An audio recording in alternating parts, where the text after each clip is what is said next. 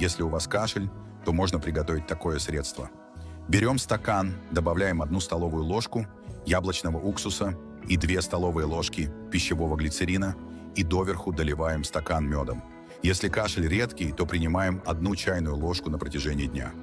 Если кашель ночью, то кроме дневного приема обязательно используем средство на ночь, а при сильном и частом кашле принимать средства рано утром до завтрака и после завтрака, до и после обеда, до и после ужина и на ночь.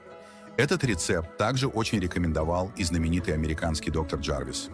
Он утверждает, что это лучшее средство от кашля изо всех, которые он когда-либо знал. Как вы видите из состава, средство не только не имеет противопоказаний, но и оказывает целебное действие для всего организма.